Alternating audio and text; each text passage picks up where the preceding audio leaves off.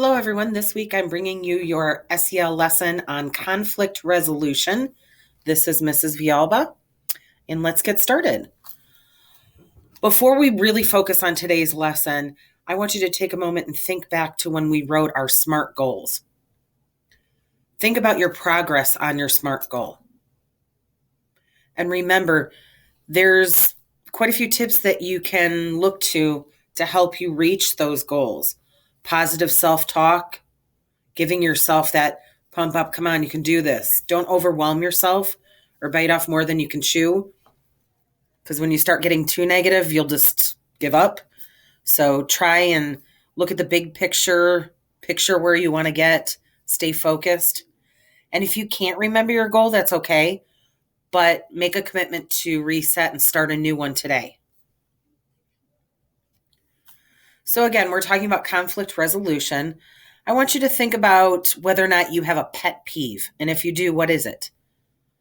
And how do you react or cope when it happens?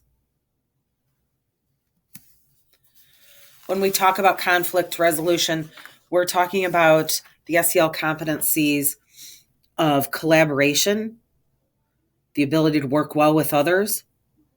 And we want you to be able to use communication skills and teamwork and be able to get through conflict and build positive relationships with others.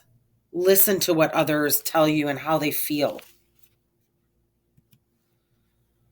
So as we discuss conflict today, we're going to talk about what conflict is, ways to handle conflict, how your voice matters, and then an ending kind of thought. So conflict is part of being human. It's natural. People have different personalities, expectations, opinions, experiences. We should take conflict as a learning opportunity and be able to resolve conflict in a positive and healthy way. Conflict, however, is not bullying. It's not always verbal or physical. And it's not always negative or damaging to relationships or friendships. And it's not a sign of unhealthy friendships either. There's 5 ways that we can kind of break this down and handle conflict. We can avoid, compete, accommodate, compromise, and collaborate. First, avoid. Individuals choose not to disagree or make an issue of it. Accommodate, lose win. One point of view becomes acceptable to everyone so that conflict can just be over. Compete, win or lose. Each person insists that they are absolutely right and works to convince others.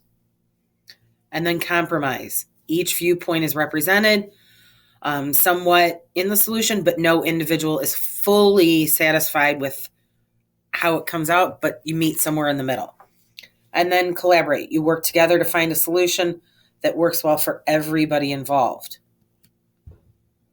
Looking at these, have you ever resolved a conflict in one of these ways? And if so, which one? And how do these next points relate to conflict? Fairness. How do people agree what is fair? Values. Are everyone's values the same? Gender, age, culture differences. How do these impact situations of conflict?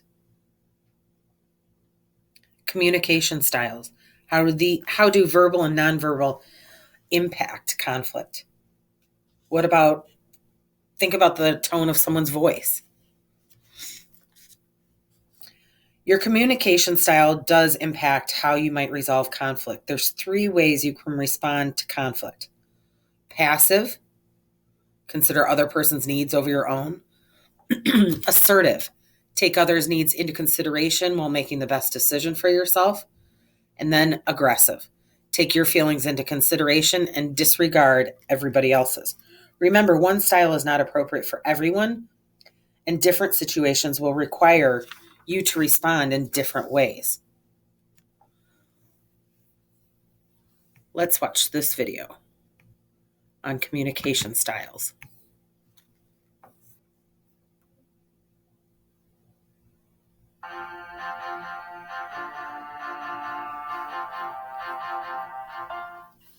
Hi, Anju here. An important part of controlling your well-being is controlling how you respond in different situations. In any situation, there are 3 different ways you can respond. You can either be passive, assertive, or aggressive. To be passive is to consider the other person's needs instead of your own. Oh, I'm sorry. We'll continue when you're done. Being assertive means taking other people's needs into consideration when making the best choice for yourself. Sorry, I got the wrong chair. Excuse me, Clark. I know you want these videos to be as good as possible, but all this moving around is distracting. Could you please stop? Being aggressive means you take your feelings into consideration and disregard others. Stop it! People tend to have a particular style of communicating because it's their default. The problem with this is that not one style is appropriate each and every time. Sometimes it's best to be passive, sometimes it's best to be assertive, and other times it's best to be aggressive. The important thing to take away here is that you can choose in every circumstance. A minute ago, it probably wasn't the best thing to be aggressive. Clark? Sorry, I messed up your video. It'll be okay, and I'm sorry I yelled at you. Take care. Thanks for watching. So think about some of these different scenarios. Remember, there's 5 ways to resolve conflict: avoid, compete, accommodate, compromise, and collaborate. And there's 3 different communication styles that impact problem solving: passive, assertive, and aggressive. So Jamie wants to spend the night at a friend's house tonight. Jamie's mom doesn't know the family. What are ways to resolve this conflict? Or how about the next one? Quinn found $20 in the school hallway. Riley thinks it belongs to a friend, but Quinn thinks finders keepers. What are ways to resolve this conflict? What communication style makes the most sense here? And finally, Malik has met a new student in class and wants them to join the lunch table. Alex wants the one remaining seat at the table to be saved for a friend who moved away but is moving back next week. What are ways to resolve this conflict? In the end, either the conflict will be resolved in one way or another, or the relationship could change in a significant way when people are stuck in conflict. They may eventually have to decide whether being right in their eyes is more important, or is the relationship more important. We for sure want to work for the win-win by collaborating whenever possible. As we leave today, I want you to think about why it is important to resolve conflict in a healthy manner. Thank you for listening and have a great rest of your week.